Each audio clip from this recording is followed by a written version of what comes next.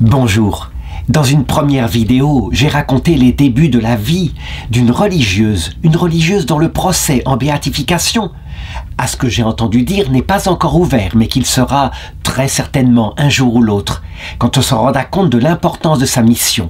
Il s'agit de sœur Joséphine Rumeb. Son nom de jeune fille était Jeanne Rumeb. Elle était née du côté de Toulouse, au milieu du 19e siècle. Ce qui est fabuleux, c'est que son destin, manifestement, est décidé par le Seigneur pour qu'il ait un rôle prophétique par rapport à une théologie très importante. Les signes de la fin du monde, les signes du retour du Christ, et en particulier les signes qui concernent le peuple d'Israël.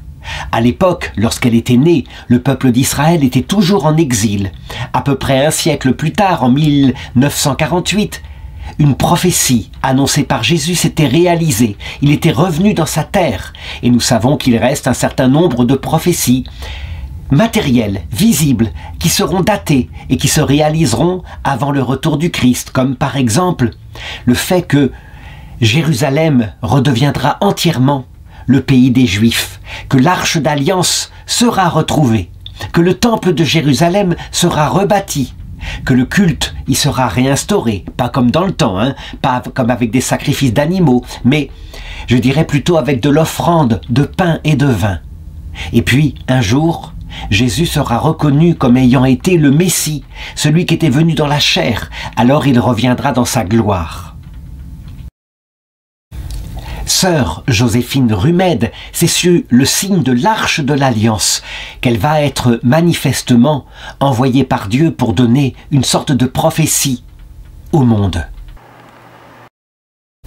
J'avais raconté comment, dès sa petite enfance, son premier mot avait été, et ce n'est pas une coïncidence, Jérusalem. Et puis ensuite, comment, alors qu'elle était postulante dans la congrégation où le Seigneur l'avait forcée à entrer, je dirais par des phénomènes mystiques extraordinaires, on peut dire très simplement par l'apparition de Saint Joseph, sous forme d'un prêtre qui, à Lourdes, avait répondu à son aspiration. Elle voulait savoir dans quelle communauté elle devait rentrer. Il le lui avait indiqué, tout simplement.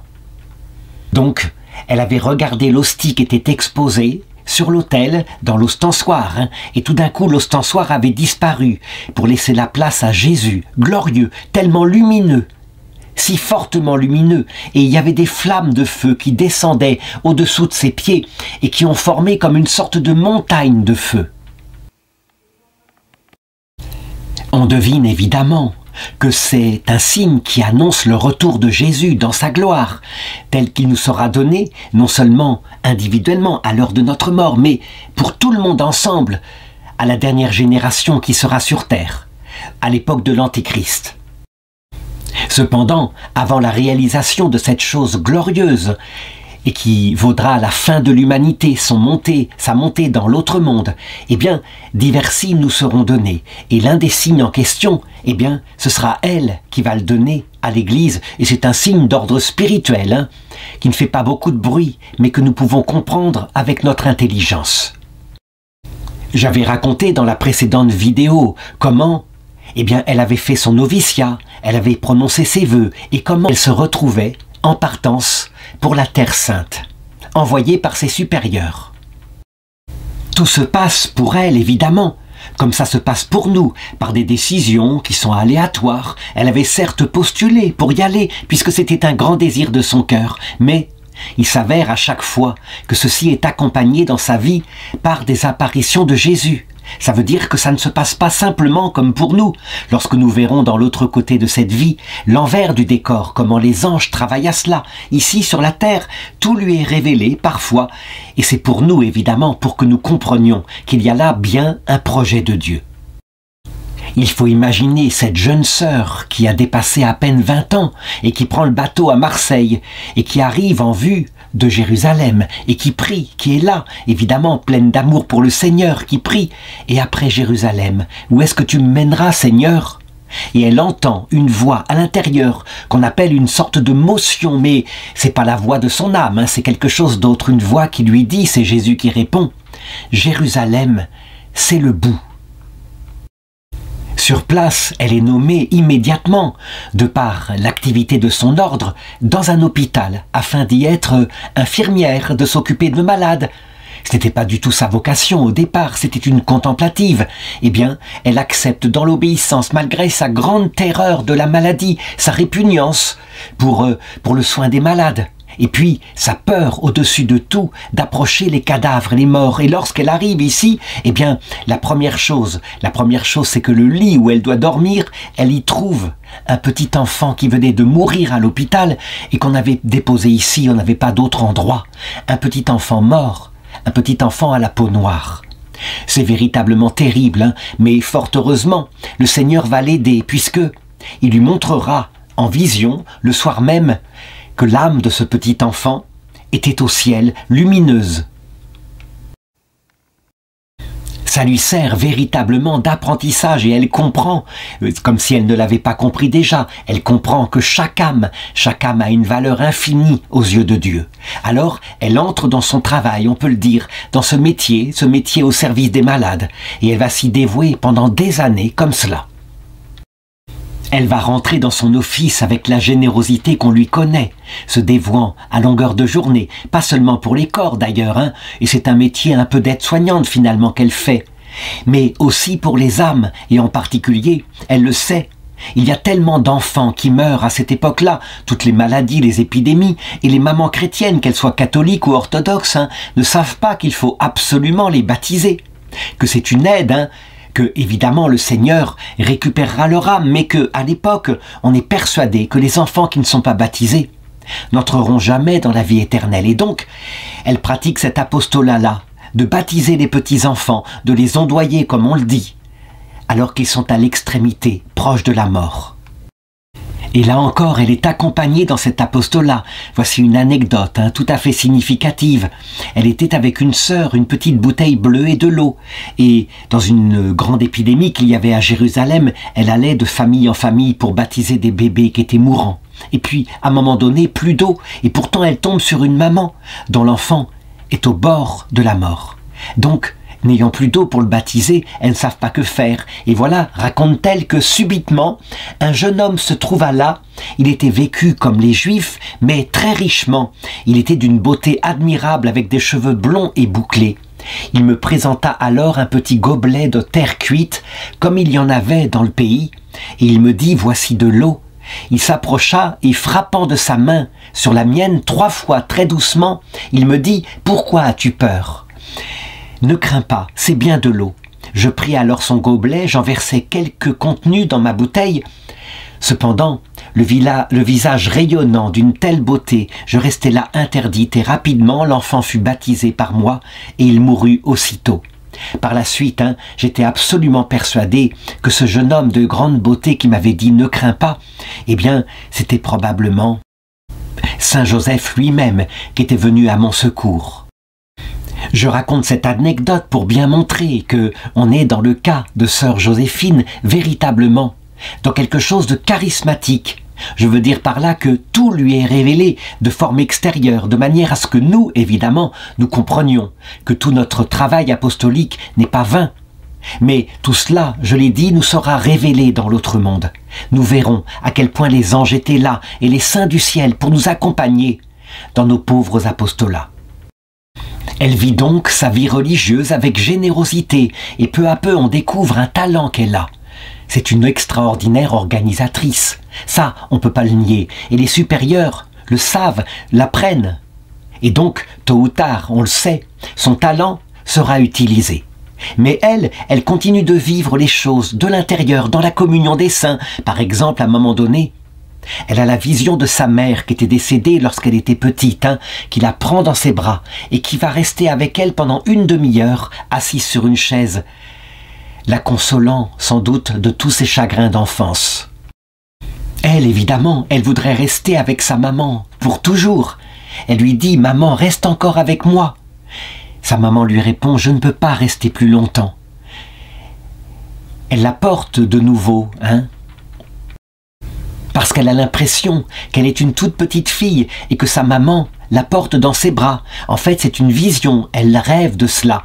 Et elle lui dit, tu as besoin d'un bon directeur de conscience. Puis elle lui dit encore, tu diras à telle personne qu'elle a volé l'argent qui était dans la pharmacie. Sœur Joséphine, s'étant réveillée un peu plus tard, va faire la commission que lui a dite sa maman à la personne en question, qui, devenant toute rouge, va avouer que c'était vrai, qu'elle avait volé l'argent dans la pharmacie et qui va le rendre complètement. C'était une preuve objective que le rêve, ce qu'elle avait vu en rêve, n'était pas simplement subjectif, mais était réel. Le temps passe, sœur Joséphine prend de l'âge, des responsabilités. À un moment donné, on la nomme même supérieure locale d'un couvent. Évidemment, elle n'a pas d'expérience au début, elle est si bonne, elle le dit. J'étais supérieure dans ce couvent, je souffrais beaucoup. Je sentais en dehors les desseins de Dieu et je voyais bien que je n'étais pas faite pour commander. Et donc, je donnais aux sœurs toutes les permissions qu'elles demandaient. Donc on finit par la libérer de cette tâche et on lui confie une tâche encore plus importante, organiser, surveiller la construction d'un hôpital à Jaffa. Et là, elle manifeste tous ses talents, elle est toujours sur place, elle surveille les ouvriers, il faut les stimuler, parfois ils ne sont pas bien dégourdis au travail. Elle y passe tout son temps, on n'imagine pas la somme d'efforts qu'elle déploie pour construire cet hôpital. Tout est organisé, il faut le meubler, trouver des matériels médicaux. Elle trouve tout, elle se débrouille, elle est absolument géniale. À un moment donné d'ailleurs, on lui fait suivre une retraite avec un père franciscain français qui s'appelle le père Frédéric. Et lui, il parle évidemment du détachement qu'il faut avoir par rapport à toutes les œuvres qu'on établit sur la terre. Et elle, on l'entend, qui est au milieu de la retraite, qui la suit avec les autres religieuses et qui s'écrie « Ah, me détacher de cet hôpital, ça jamais !» C'était elle qui, spontanément, elle avait passé tellement de temps, s'était exprimée. Elle le dira plus tard, j'étais encore jeune à l'époque, et le père reprend avec beaucoup d'humour. Ah, il faudra tout de même vous détacher de cela et céder la place pour que le Seigneur la prenne tout entière. Et elle répond, mon père, jamais, jamais, les autres en sont plus capables que moi. Ce qui montre à quel point, dans cette phase-là, elle est naturelle. Je dirais, elle n'est pas encore totalement dans la perfection. Je raconterai évidemment à la fin de la 3e vidéo à quel point le Seigneur, lui, l'a préparée évidemment au paradis. Pour le moment, il la prépare évidemment à une autre mission, celle que je vais indiquer. Donc, on l'a repérée, elle est une formidable organisatrice. À 29 ans, du coup, on la dirige pour qu'elle soit, qu'elle dirige la construction de l'hôpital Saint-Louis à Jérusalem. Et là, pareil, elle n'a pas le moindre sou pour y mettre, elle doit tout organiser. Il y a quand même une dame qui lui donne 5000 francs. C'est très bien, mais il en faudrait beaucoup plus. À un moment donné, il faut payer les ouvriers. Il faut une somme de 20 000 francs. Et donc, le cas se produit extérieurement, visiblement. Alors elle s'appuie sur la prière, elle monte au calvaire et elle dit à Jésus, « Si tu me donnes ou me prêtes l'argent nécessaire, je viendrai le mettre sur la pierre du calvaire avant de le rendre. » Ensuite, elle va chez le couvent des Bénédictines qui est à côté et voici que la mère prieure lui dit qu'elle venait juste de recevoir une somme de 20 000 francs qu'elle la lui mettait à sa disposition. Le Seigneur, en fait, est en train de lui apprendre la confiance totale qu'elle doit avoir en lui. Si il lui donne une mission un jour beaucoup plus grande, alors il lui donnera aussi les moyens pour la réaliser. Évidemment, c'est une religieuse catholique, tout ce qu'elle fait matériellement, c'est en vue de sauver les âmes. L'hôpital qu'elle construit matériellement, c'est en vue que les âmes soient guéries aussi, pas seulement les corps. Et par exemple, elle accompagne souvent des mourants vers la demeure éternelle. Par exemple, un jour, elle assiste un mourant et lui dit « Il va rentrer au ciel, tu vas partir vers le ciel et donc, quand tu vas ouvrir les yeux, tu verras le bon Dieu. Lorsque tu arriveras vers lui, tu lui diras « Si ce que la sœur Joséphine fait auprès des malades et surtout des enfants lui est agréable, elle demande que le Seigneur lui manifeste en ramenant à lui un Français particulièrement rétif qui ne cesse de blasphémer dans l'hôpital et qui ne veut absolument pas se convertir. » Le monsieur meurt, et donc, sœur Joséphine décide de se rendre auprès de ce Français. Et elle lui dit, vous n'arrêtez pas de blasphémer, hein, c'est épuisant. Vous êtes ici dans un hôpital catholique, donc c'est très simple, je ne peux pas vous garder. Vous allez devoir mourir dehors, parce que quelqu'un qui blasphème le Seigneur et qui ne veut pas du tout recevoir son secours doit mourir dehors.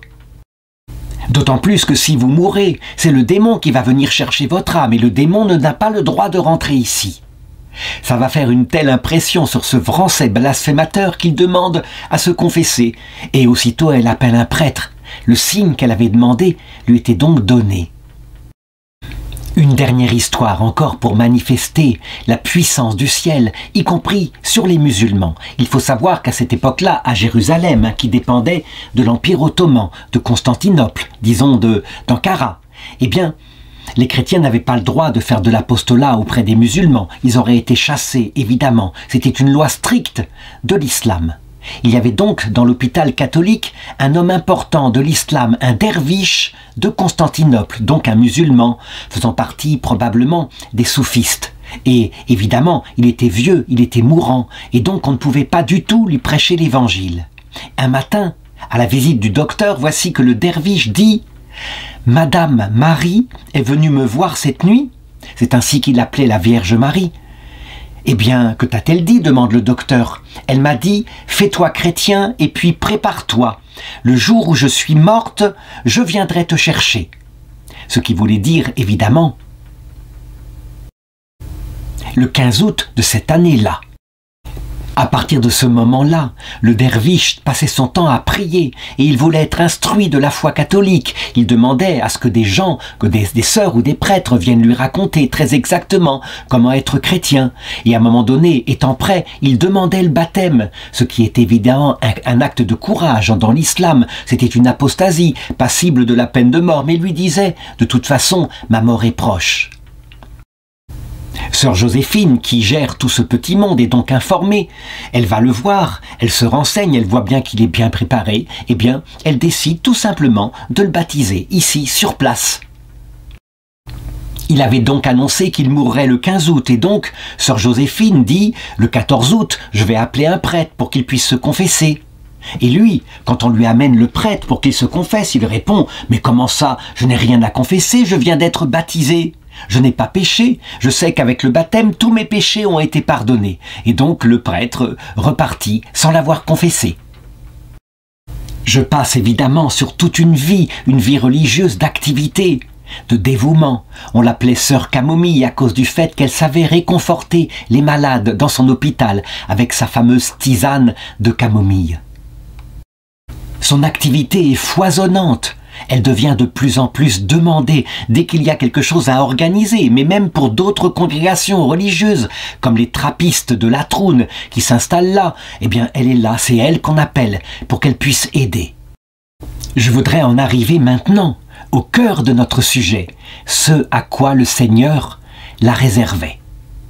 Il y avait, non loin de Jérusalem, à quelques kilomètres, une colline très étrange, tout à fait plate.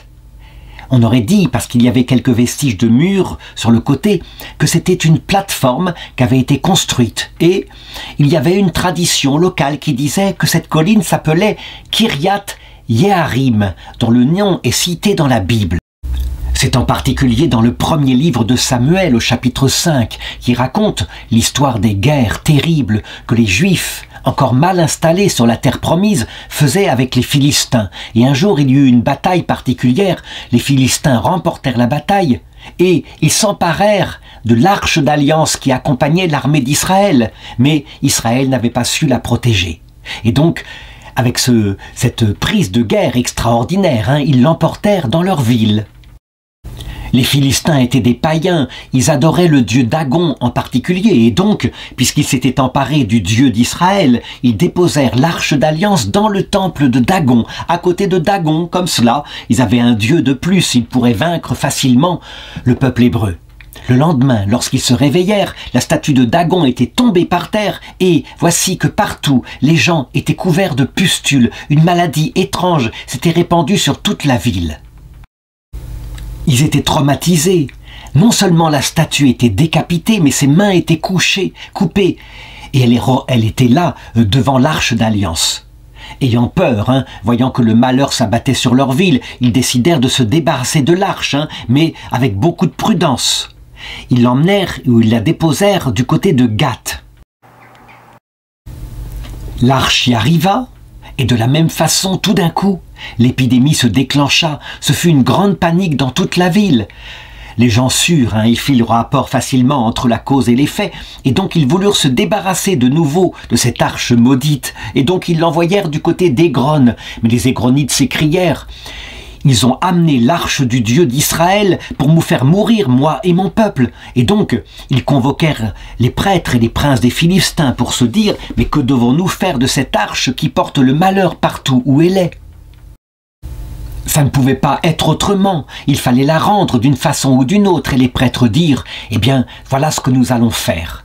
Nous allons la charger sur un chariot, que nous attellerons à 2 vaches allaitantes, et nous garderons les veaux, et nous verrons bien comment les vaches, menées par le Seigneur, eh bien, elles agiront. Ils avaient aussi confectionné des rats d'or et des tumeurs d'or qu'ils avaient posées sur le chariot pour indiquer bien qu'ils voulaient que les malheurs quittent en même temps que l'arche leur territoire. Normalement, les vaches, si elles avaient été naturelles, seraient retournées simplement rejoindre leurs petits, mais là, elles semblaient marcher tout droit sur un chemin, et elles marchèrent, et les Philistins suivaient de loin. Ils suivirent le chariot jusqu'à Beth-Shemesh, et ensuite le chariot continua, marchant toujours en ligne droite, pour s'arrêter du côté de Kiriath-Yearim. Et le premier livre de Samuel, chapitre 7, verset 1, raconte que les gens vinrent et firent monter l'arche, et ils la conduisirent dans la maison d'Amidabad sur la hauteur.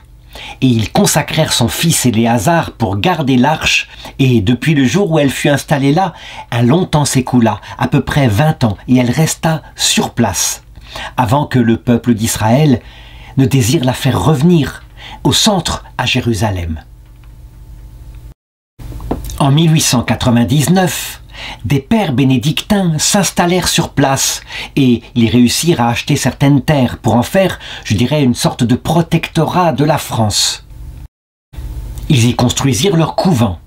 En 1901, 2 ans plus tard, voici que la très révérende mère Célina Le Bouffo, qui était la supérieure générale de la congrégation de sœur Joséphine, eh bien, vient ici en Terre Sainte pour faire un pèlerinage, et elle visite des lieux. Et donc là, on lui fait visiter en particulier cette plateforme étrange, et c'est une visite archéologique. On raconte comment il semblerait que la plateforme a été installée pour recevoir l'arche d'alliance, que sans doute il y avait un sanctuaire à l'époque qui ne dura pas si longtemps que cela, mais tout de même des travaux importants avaient été effectués, que ça serait intéressant de faire des fouilles pour savoir très exactement ce qu'il y avait aux alentours. C'était le révérend père Gariador, qui était le prieur des bénédictins, qui faisait faire la visite et qui montrait évidemment la vue magnifique qu'on avait avec la vue sur la Méditerranée de l'autre côté. C'était absolument admirable, au point que la mère Bouffo se dit: mais ce serait un lieu idéal pour y construire un couvent pour ma propre congrégation. De manière étrange, elle eut comme un coup de cœur pour cet endroit, et lorsqu'elle revint à Jérusalem, elle revint en particulier à la communauté de l'hôpital Saint-Louis, elle dit: j'ai bien réfléchi et je crois que nous allons acheter Kiriath-Yearim. Je connais sœur Joséphine et je la chargerai de cette fondation. Je lui donnerai toutes les permissions et je veux que la caisse de Kiriath-Yearim soit à part de celle de l'hôpital. Et voilà tout simplement comment notre sœur Joséphine, qui, lorsqu'elle était née, avait prononcé comme premier mot Jérusalem, qui avait vu cette apparition du Seigneur dans cette colonne de feu, se retrouva chargée d'installer un sanctuaire là, sur cette plateforme étrange, couverte de ronces et d'orties. Donc, puisque c'était un ordre de sa supérieure générale, elle se mit au travail, et bien sûr, elle réunit autour d'elle quelques personnes extrêmement compétentes, comme par exemple le frère Louis, qui était un expert dans l'achat des terrains, un négociateur hors pair capable de faire diminuer les prix. Joséphine savait compter les sous, elle était très pragmatique et elle venait de recevoir d'une cousine en France une somme de 5000 euros, 5000 francs. Et donc, elle demande à frère Louis d'aller négocier en lui disant bien, je n'ai que 5000 francs, faites bien attention à ne pas dépasser cette somme, tâchez d'acquérir au moins la moitié de la colline, ça suffira, on verra pour l'autre moitié près du couvent des Bénédictins ce qu'on fera par la suite. Et donc frère Louis y va. Et là, il se trouve évidemment confronté à toute une embrouille. Il y a un certain monsieur Maroun qui cherchait à acquérir la colline et qui avait déjà acheté quelques parcelles. Voyant que ce monsieur Maroun était dur en négociation, eh bien, frère Louis, qui savait bien qu'il avait une mission, que c'était important d'acheter la colline, alors il dépasse largement la somme et il finit par revenir, tout content tout de même, auprès de sœur Joséphine en lui disant que ça y est, l'affaire est faite, qu'il a acheté la colline. Et la sœur lui demande à quel prix, et il dit, eh bien, pour la somme de 20 732 francs.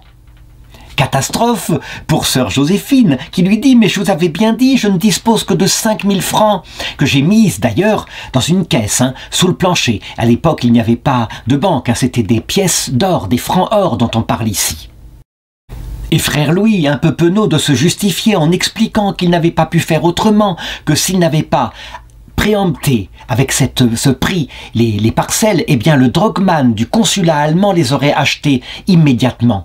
Et elles seraient parties au plus offrant. Et bien sœur Joséphine, elle se dit que après tout, elle en avait l'habitude, elle était maintenant préparée, que c'était probablement la volonté de Dieu. Et donc elle se dirige vers la dalle de sa chambre où étaient cachés les 5000 francs or pour donner au moins l'acompte à frère Louis pour qu'il puisse ainsi réserver l'achat.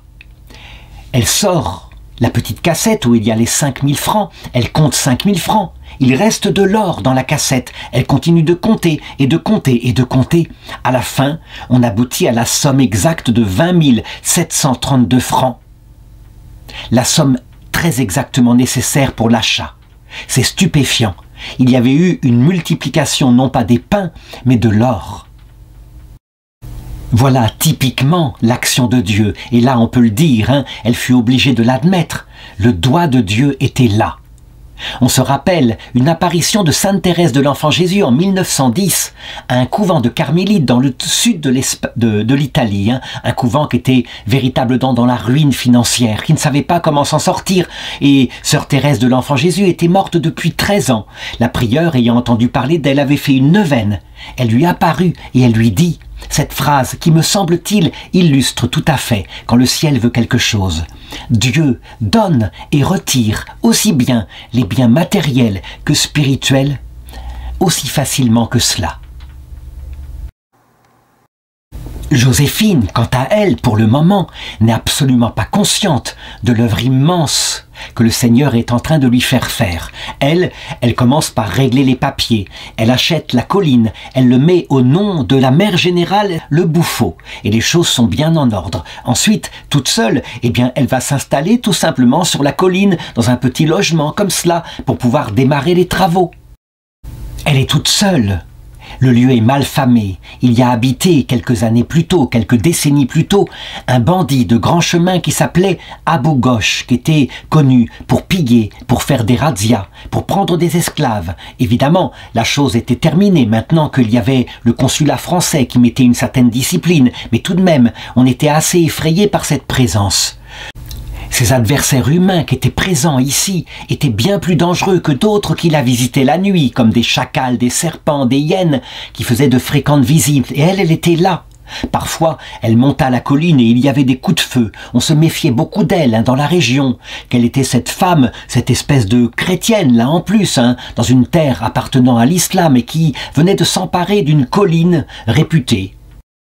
Quant à elle, avec les pieds sur terre, elle ne se décourage pas et elle se fait aider à un moment donné par le consul de France qu'elle prévient et qui lui dit « Je mets sous ma protection cette fondation ». D'ailleurs, il viendra parfois avec sa propre famille pour montrer ostensiblement à quel point il l'encourage, il la protège, si bien que les choses se calmeront du côté du village en question. Et elle, évidemment, elle veut apprivoiser les habitants du coin. Et comme elle est infirmière, qu'elle s'y connaît bien, elle commence par installer un dispensaire avec des sœurs de son ordre. Peu Peu à peu, on apprend qu'il y a donc là-bas une religieuse qui a ouvert un dispensaire qui reçoit les malades, et des malades, Dieu sait s'il y en a dans le secteur. À un moment donné, voici que se présente une femme dont la main droite est desséchée. Ça rappelle tout à fait un miracle de Jésus dans l'Évangile. Eh bien, elle n'a absolument aucune peur. La main droite desséchée, évidemment. C'est quelque chose normalement d'incurable. Qu'est-ce que fait sœur Joséphine? Elle prend de l'eau pure à la source des pères bénédictins. Elle fait quelques compresses, elle les applique sur le membre et elle demande à la dame de rentrer chez elle. Le lendemain, la dame revient, elle est toute joyeuse. Sa main desséchée est redevenue absolument vivante. Le miracle, un miracle évangélique, qui signifie quelque chose de profond, va se répandre dans toute la région et les gens viennent de plus en plus nombreux, qui est cette religieuse qui en plus ne demande jamais un paiement. Au bout d'un certain temps, elle a apprivoisé tous les hommes aux alentours et le cheikh Abdallah, qui est le chef du village, lui dit « Ne craignez pas maintenant, vous êtes sous ma protection ». Sœur Joséphine était véritablement la personne très solide, âgée de 52 ans maintenant, qu'il fallait pour organiser tout cela. Elle embauche, avec l'argent qui lui est donné, parfois venant de France en particulier, elle embauche des ouvriers du secteur comme elle en a l'habitude, pour commencer par déblayer, défricher le terrain. Et on fouille, et partout on trouve des choses, et c'est étonnant, à un endroit particulier, voilà qu'on trouve des fragments de mosaïques colorées, des débris de tuiles romaines, des monnaies, plusieurs petits bassins. Alors, elle ordonne qu'on dégage le terrain, et bientôt ça va paraître évident. Il y avait là, à cet endroit-là, une ancienne basilique de style byzantin.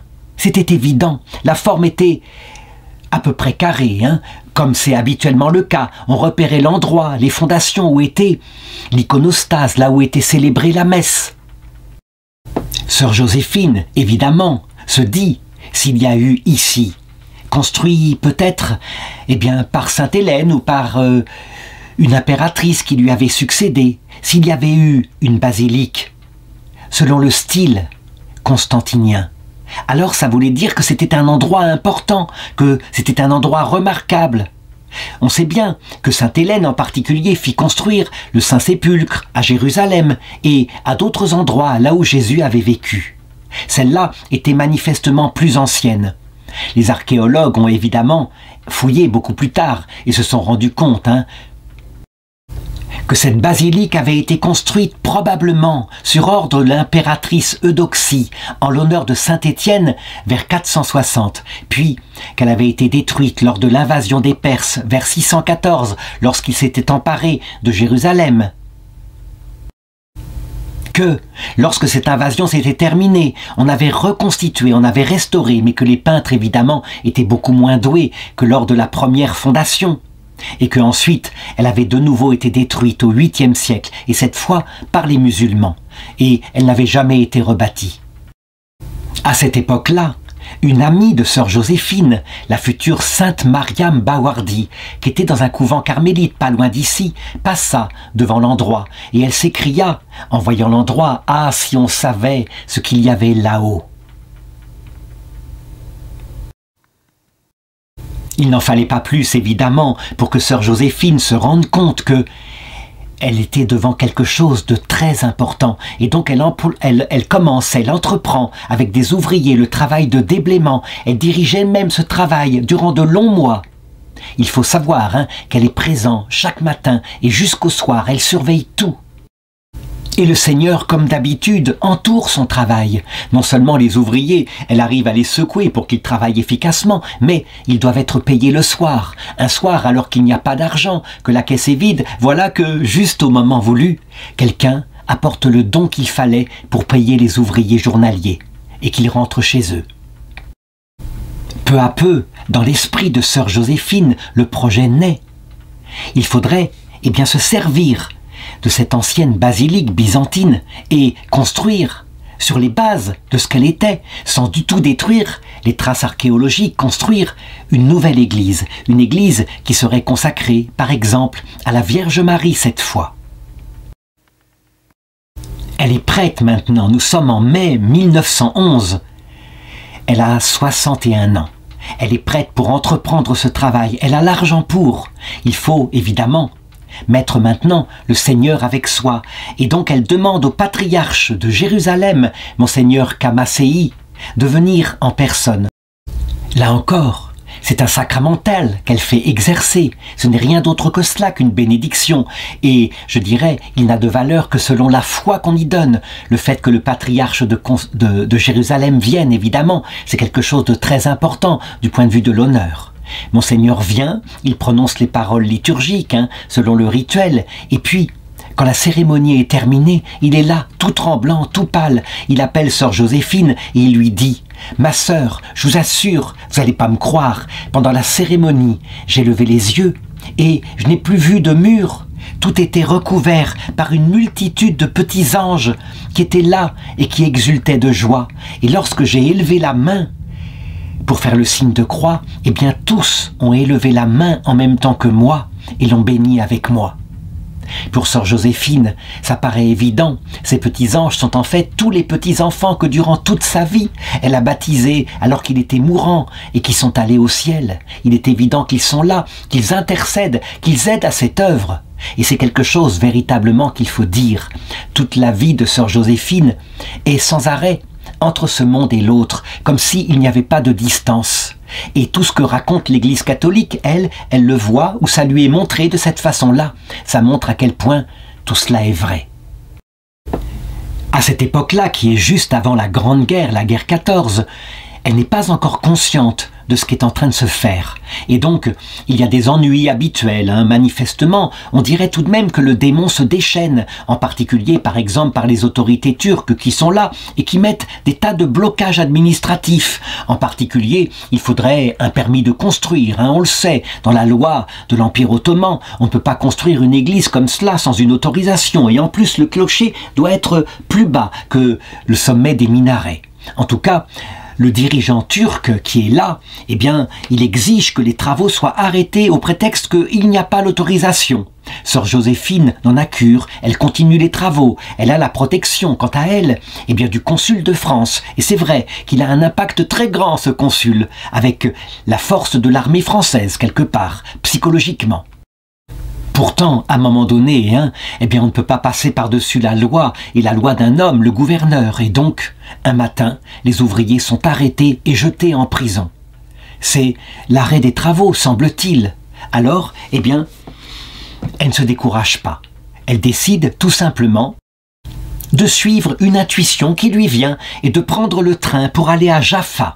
Et là, donc, elle s'installe dans un compartiment de première classe. Et à un moment donné, voici qu'arrive une dame musulmane, très bien habillée, manifestement la femme d'un gouverneur, et elles se mettent à parler ensemble, en arabe, je suppose, Et cette dame répond « Vous êtes religieuse, que faites-vous » Et elle explique qu'elle est chargée de construire un couvent et un dispensaire sur une colline que sa congrégation a acheté, mais que, malheureusement, le gouverneur vient de faire arrêter tous ses ouvriers, que les travaux sont arrêtés. La dame est surprise et dit « Ah, mais j'ai mon mari dans le compartiment voisin qui a des pouvoirs très grands à Jérusalem. Peut-être qu'il pourra vous aider. » Et donc, elle l'appelle, elle lui raconte les soucis de la sœur.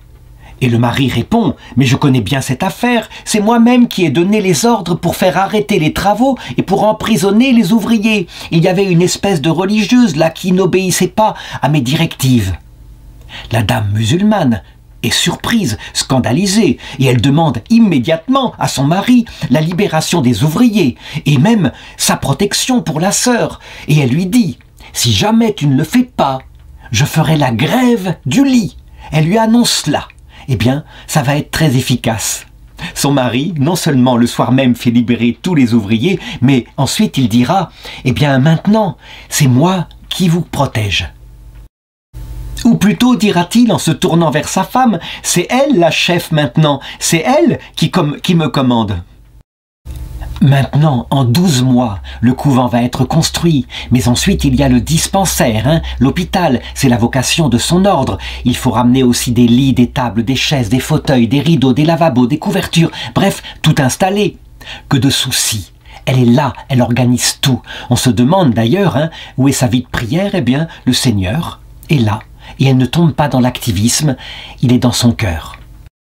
Et puis arrive un événement que personne ne pouvait prévoir, la guerre 14, mais le Seigneur lui dit dans une intuition intérieure, c'est à cause du relâchement de toutes les communautés chrétiennes, je vais envoyer un châtiment qui vous fera tous partir d'ici. Et si on ne se convertit pas, il y en aura un second qui sera encore plus terrible. Là, manifestement, parce que la guerre commence, eh bien, l'armée française ne peut plus protéger, et donc les Français sont obligés d'être rapatriés. Il y a un grand danger. Notre Seigneur lui dit, juste au moment où elle est obligée de partir, où elle va abandonner le chantier qui est là, bien avancé, tu pars, et quand tu reviendras, tu verras, ce sera Bethléem, tu ne trouveras qu'un banc de bois blanc. Tout le matériel qu'elle avait réuni aura disparu. Donc elle garde cela dans son cœur. Toutes les religieuses de sa congrégation, alors qu'elles sont en train de reprendre le bateau pour retourner en Europe, la voient qui est là, paisible, joyeuse. Et une sœur lui dit « Oh, ma mère, ne faites pas donc pas d'hypocrite, vous avez bien de la peine, comme nous. » Et elle répond « Pas du tout, pas du tout, vous verrez, tout s'arrangera bien. » Elle s'embarque donc à Jaffa. Elle navigue sur la Méditerranée et toutes les sœurs de la région sont avec elle. Nous sommes le 25 décembre 1914 et durant 4 longues années, des années où le sang coulera, elle va devoir rester loin de cette œuvre qui lui avait été confiée. Évidemment, une telle sœur, une sœur tellement efficace, âgée déjà de 64 ans, elle ne peut pas rester inactive. On lui confie en France pendant la Première Guerre mondiale, dans la ligne de son ordre, un hôpital évidemment, où elle s'occupe de soldats. On la désigne pour aller à Lyon, et là, comme d'habitude, on lui demande d'organiser un hôpital. 1 semaine après, tout est meublé, il y a le matériel. Les gens sont stupéfaits, mais d'où vient l'efficacité de cette sœur? Je l'ai dit, si le Seigneur avait choisi sœur Joséphine pour cette œuvre, là, sur le mont où l'arche d'alliance était restée un certain temps, eh bien, c'était évidemment qu'elle avait certains talents particuliers. Et les années passent, et la guerre se prolonge, et des nouvelles arrivent de Palestine, évidemment. Elle pense que tout est fini, que sa basilique, de Kiryat Yearim a dû être détruite, peut-être même incendiée, qu'il ne doit rien rester. À un moment donné, elle connaît de terribles découragements. Elle le dit au Seigneur dans sa prière, le pays va être anéanti. Qu'est-ce qu'il pourra donner quelque chose? Est-ce qu'il pourra rester quelque chose de la basilique? Adieu, basilique, tout est fini. Et elle a ses sombres pensées en sortant de l'église après la messe, quand le Seigneur lui apparaît, lui montre son cœur, il est souriant et il lui dit « Pourquoi pleures-tu? Est-ce que la pauvreté de la France peut appauvrir mon cœur et rétrécir mon bras? Quand on commencera à bâtir, voilà d'où sortira l'or. » Et il montre son cœur avec un flot de pièces de 20 francs qui en sortaient. Puis il ajoute « C'est l'or le plus pur de mon cœur pour ta basilique. » Cette vision-là montre, je l'ai dit tout à l'heure, à quel point les choses matérielles, il sait qu'on en a besoin, il les donne.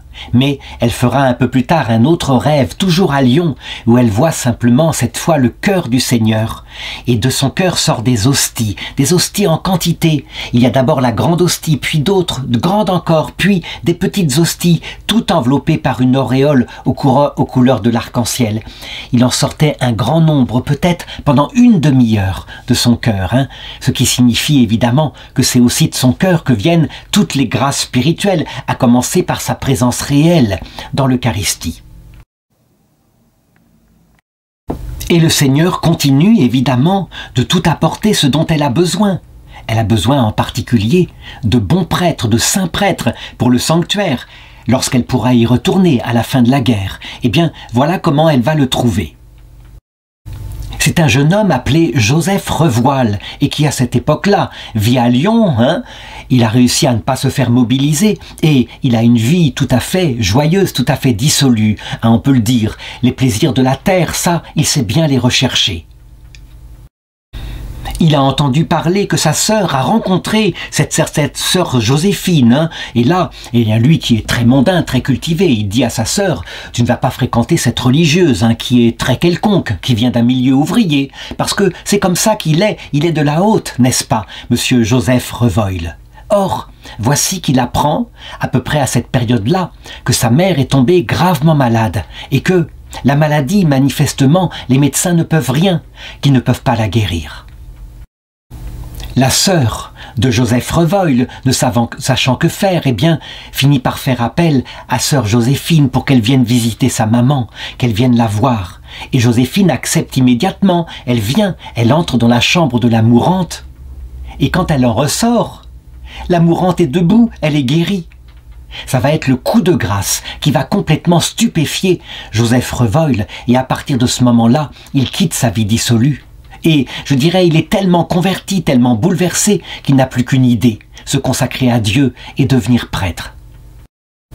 Il se renseigne évidemment sur le projet de Kiryat Yaérim, et donc son idée maintenant, c'est de devenir, si sœur Joséphine le veut bien, un des servants qui se dévouera jusqu'à sa mort pour ce sanctuaire. Parce qu'il y a quelque chose de grand, il le sent intérieurement. D'ailleurs, son père étant mort depuis plusieurs années, eh bien, sa mère et une autre de ses sœurs ne songeront plus qu'à une chose, elle aussi, se dévouer, aller sur la sainte montagne. Les années passent, l'armistice est signé, nous sommes en 1918 évidemment. Maintenant, il est possible de retourner. Et donc, elle retourne immédiatement pour reprendre son travail.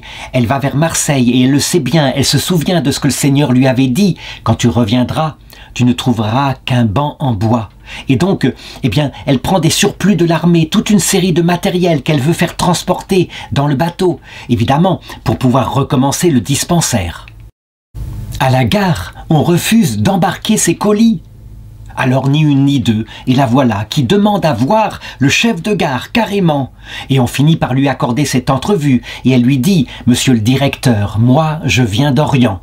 4 ans que je me suis dévoué ici à Lyon, au service des malades et des blessés, pendant que le sang coulait. Il faut maintenant que je retourne à Jérusalem, et on ne veut pas prendre mes colis. Qu'aurais-je en arrivant là-bas? Si j'étais resté chez les Turcs, mes colis ne seraient pas là. » Et la partie est gagnée, évidemment. Le directeur, eh bien, il ouvre les portes, hein, les colis sont chargés, et donc c'est ainsi qu'elle pourra aller avec tous ses chargements jusqu'à Kiryat Yaérim. Quand elle arrive sur place, le bâtiment n'a pas été détruit, mais effectivement, comme le Seigneur le lui avait dit, tout a été pillé. Il y a bien la statue de Notre-Dame de Lourdes qu'elle avait laissée là, et qui est intacte, qui n'a pas non plus été détruite. Mais c'est curieux, on dirait que quelqu'un l'a trafiquée. Elle le regarde et elle voit bien, il y a comme des petits copeaux qui sortent d'un endroit de la statue. Elle gratte un peu, tombent des petites boules noires. C'est du gaz asphyxiant. La statue a été piégée, eh bien, par des militaires, peut-être des Turcs, je ne sais pas. Toujours est-il que, évidemment, elle fait sortir la statue en dehors de la pièce, hein. Toutes les petites boulettes sont sorties, sont mises au feu, et il y aura l'enfant qui gardait le feu, hein, tandis qu'on brûlait ce gaz asphyxiant, qui lui-même verra une explosion. On avait piégé une statue de la Sainte Vierge Marie, hein, c'est quelque chose de terrible, mais c'est ça la guerre. Et les travaux vont reprendre, en particulier les travaux de la basilique qu'elle veut construire. Et là, le ciel, sans cesse, semble être présent pour lui indiquer des histoires terribles qu'il y a ici et qui ne sont pas visibles à l'extérieur, mais qui sont présentes dans le sol. Parfois, elle entend une voix à côté d'elle qui lui dit « Là, il y a des martyrs ». On creuse un peu et on trouve effectivement des squelettes humains, peut-être des anciens moines ou des prêtres desservant cette basilique qui ont été exterminés peut-être par les musulmans au moment de la conquête ou peut-être par les Perses. À un moment donné, sœur Joséphine voit très nettement, depuis sa fenêtre, un religieux habillé en moine, en noir, un moine habillé en noir qui est là. On dirait un bénédictin quelque part, hein, mais manifestement, elle s'approche, il disparaît. Non, c'est quelqu'un d'autre, c'est une âme qui est là. À un moment donné, quand on trouve à l'endroit où il était appuyé un squelette, qu'on le met dans une terre chrétienne, qu'on l'enterre, eh bien, ce moine en noir ne viendra plus. Ce qui montre manifestement que, effectivement, les morts parfois veulent que leur corps reçoive un honneur de la part des vivants. Un peu plus tard, elle reverra ce moine en noir, Qui était-il? Était-il Saint Benoît? Était-il, je dirais, ce fondateur du monachisme en Occident, sachant que, à cet endroit-là, à l'époque des croisés, il y avait eu des monastères chrétiens. Et donc on trouve à un endroit dans le sol, là où il était debout, on trouve des os calcinés. Est-ce à dire que c'était les corps, de moines bénédictins qui furent martyrisés au moment de la reconquête musulmane? Possiblement. Et puis va arriver maintenant le moment où va lui être révélé enfin l'importance de sa mission. Il faut savoir en effet qu'on a l'habitude, sous la pierre de bâtissement, quand on rebâtit une église, de mettre un parchemin dans une jarre, souvent un parchemin qui peut-être sera retrouvé des siècles plus tard. Quelquefois, dans certaines constructions antiques, on mettait une feuille d'or qui était gravée, avec, je dirais, le texte, la date où ça avait été fondé, etc. Et donc, elle se dit, il faudrait choisir un saint à qui on dédicacera cette basilique. La chose était évidemment décidée par tous ceux qui avaient participé, et les sœurs elles-mêmes avaient leur mot à dire, et aussi le père Léopold de l'Assomption, qui d'ailleurs lui dit, sur le manuscrit, le parchemin, qu'est-ce qu'il faut marquer comme vocable? On réfléchit, on pourrait dire que c'est une basilique dédiée au saint roi David. Mais on répond, c'est impossible, c'est un saint de l'Ancien Testament. Pourquoi pas Notre-Dame de Grâce? Ça serait très beau. Oui, mais Notre-Dame de Grâce, il y a déjà tellement d'autres lieux. Sœur Joséphine dit simplement, décidez, je vous laisse libre, vous me direz ce que vous voulez pour demain, et on pourra ainsi placer le parchemin sous la première pierre. Le lendemain, le père Léopold de l'Assomption, ayant réfléchi, il lui était venu spontanément de marquer sur le parchemin que le vocable serait Notre-Dame de l'Arche d'Alliance. Nous étions le 8 janvier 1920, quand le cardinal Dubois, archevêque de Lyon, assisté de Monseigneur Grenté, évêque du Mans, de Monseigneur de Loblay, évêque de Gap, vinrent ainsi pour bénir cette dédicace de la basilique. Lorsqu'il apprit le nom qui avait été choisi, il s'écria « Oui, ce sera pour toujours le vocable Notre-Dame de l'Arche d'Alliance. Oui, le parchemin porte ces mots, Notre-Dame de l'Arche d'Alliance, à la très sainte Vierge Marie, symbolisée par l'Arche d'Alliance dans l'Ancien Testament. » Sœur Joséphine assistait à la cérémonie, elle semblait bouleversée. Et elle ne peut pas s'empêcher à la fin, lorsque le cardinal s'est mis à genoux, disant une dizaine de chapelets après la consécration, de dire « Je voudrais demander à toutes les maisons, par la Mère Générale, qu'on invoque ainsi la Sainte Vierge, Notre-Dame de l'Arche d'Alliance. » On lui répond « Mais c'est déjà dans les litanies de la Sainte Vierge. » Elle répond « Mais cette invocation peut être faite en dehors des litanies, il me semble, pour marquer le désir d'une protection spéciale de la Vierge Marie. » En réalité, si elle était profondément émue, c'est qu'elle avait compris. Elle avait compris maintenant quelle avait été sa mission et quel était ce rêve qu'elle avait fait lorsqu'elle était très jeune fille, qui prenait maintenant tout son sens. Et je vais essayer de l'expliquer. Je l'ai dit dans la précédente vidéo, l'Arche d'Alliance, c'est un coffre en bois relativement petit finalement, mais un coffre recouvert d'or à l'extérieur comme à l'intérieur, et que Moïse fit construire sur ordre de Dieu. Et l'Épître aux Hébreux ajoute, Hébreux 9.3, que dans l'Arche d'Alliance, entièrement recouvert d'or, il y avait 3 choses. Une urne d'or contenant la manne, c'est-à-dire le pain qui avait été donné dans le désert au peuple hébreu pour qu'il puisse parvenir à la terre promise. Il y avait le bâton d'Aaron qui avait fleuri quand on l'avait planté en terre, alors que c'était un bâton qui était coupé depuis longtemps.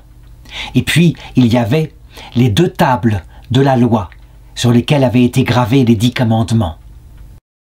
Sœur Joséphine avait compris que, effectivement, sur cette plateforme-là, avait dû reposer, pendant 20 ans au moins, cette arche d'alliance, avec un sanctuaire, avant que le roi David ne vienne le récupérer pour l'emmener à Jérusalem.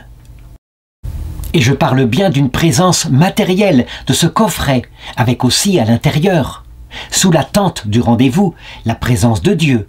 Ce tabernacle, bien évidemment, sœur Joséphine le comprenait, c'était l'image de nos tabernacles de la terre où il y a l'hostie, qui est le pain vivant, qui n'est pas du pain, qui est la présence réelle de notre Seigneur. Et évidemment, si on veut aller plus loin, si on veut comprendre le sens profond, l'Arche d'Alliance, c'était tout simplement le symbole de la Vierge Marie, lorsqu'elle était enceinte et même lorsqu'elle avait mis au monde Jésus, qu'elle gardait dans son cœur tout ce qu'il enseignait. Elle le gardait jusqu'à la croix, au point que, à la croix, elle fut parfaitement consciente de ce qui était en train de se passer, au point que elle ratifia l'alliance nouvelle. Le Christ, Dieu, dit oui à l'humanité pour rétablir la présence de l'Esprit Saint dans nos cœurs, et elle nous représentait, ayant compris ce qui était en jeu, étant la seule à l'avoir compris, pour dire répondre oui au Seigneur. Pour sceller une alliance, il faut évidemment deux oui. Il n'y a pas d'alliance, il n'y a pas deux personnes qui contractent un contrat. Elle comprenait, sœur Joséphine, donc, que ce qu'elle était en train de construire là, avec son efficacité, elle qui n'était pas faite pour être supérieure, mais faite pour être bâtisseuse. Le Seigneur l'avait choisie, c'était un sanctuaire, en l'honneur de la Vierge Marie, l'Arche d'Alliance, la nouvelle Arche d'Alliance, qui contenait dans son cœur trois choses, effectivement. D'abord, donc, les tables de la loi. Elle avait tout noté, tout compris, c'est dit textuellement. Elle retenait tout dans son cœur, ce qui correspondait pour l'Ancien Testament aux deux tables avec les 10 commandements. Il y avait, deuxièmement, surtout après le départ de Jésus, lorsque elle était encore sur terre avant de monter au ciel, un certain 15 août, lorsqu'elle mourut puis ressuscita et monta avec son corps par Assomption. Elle se nourrissait de l'Eucharistie que lui donnait son prêtre Jean. Et donc, il y avait dans son cœur la manne, la sainte manne nouvelle, l'Eucharistie, le pain du désert. Évidemment, nous ne sommes pas faits pour vivre éternellement de l'Eucharistie. Nous sommes faits pour voir Jésus dans sa gloire, nous apparaître, venir nous chercher. Et puis, dans le cœur de Marie, il y avait cette totale obéissance à l'Église fondée par son Seigneur, par Jésus, son Fils, et signifiée évidemment dans l'Arche d'Alliance par le bâton d'Aaron, le prêtre, celui qui avait l'autorité sacerdotale sur le peuple juif. Et nous le voyons bien, il y a ici tout un enseignement spirituel, si nous voulons être présents, nous aussi, lorsque l'Église connaîtra son dernier martyre, si nous voulons être présents comme la Vierge Marie a été présente à la croix. Il nous faut garder dans notre cœur ces trois choses pour devenir nous-mêmes l'Arche d'Alliance. Jamais nous ne devons quitter Jésus présent dans son Eucharistie. Et s'il n'y a plus d'Eucharistie, Jésus dans le cœur à cœur de la prière. Jamais nous ne devons quitter l'enseignement de l'Église catholique symbolisé par les deux tables de la loi, enseignement protégé particulièrement à travers le ministère de Pierre. Pierre que le Seigneur a choisi, c'est un pauvre homme, mais à qui il a promis que sa foi ne défaillirait pas lorsqu'il s'agirait de définir le vrai contenu de l'enseignement du Christ. Voilà ce que nous devons garder, et si nous gardons ces trois choses-là, sans compter évidemment la Vierge Marie, l'imitation de ce qu'elle est, alors nous serons présents, debout, lorsque l'Église semblera être comme finie au temps du dernier Antéchrist, mais que nous saurons qu'en réalité, comme à la croix, la victoire arrive, elle est incessante, elle est proche. Voilà la nouvelle alliance qui se terminera, et là, elle le comprenait, sœur Joséphine, qui se terminera par la vision qu'elle avait eue étant jeune, avec ce feu immense, ce feu que Jésus avait lancé sur la terre, le feu de sa charité, et son apparition dans la gloire, la victoire du retour du Christ. Elle comprenait qu'en réalité, elle, qu'avait construit sur cet endroit où l'Arche d'Alliance, matériellement, avait reposé 20 années, il y a très longtemps,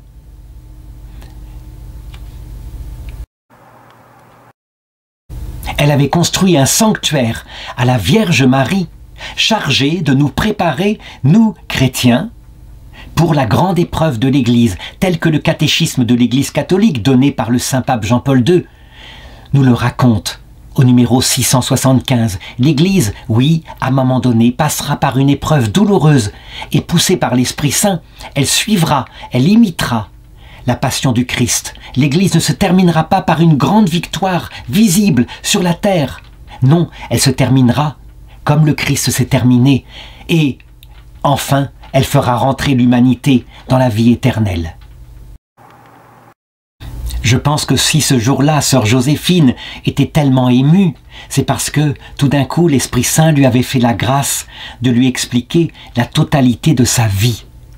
Je m'arrête là pour cette vidéo, hein. Il me restera à faire une 3e vidéo qui sera peut-être plus courte, pour montrer maintenant comment le Seigneur va achever de préparer son cœur, pour l'emporter dans l'autre monde et lui montrer la Trinité face à face dans la vision béatifique.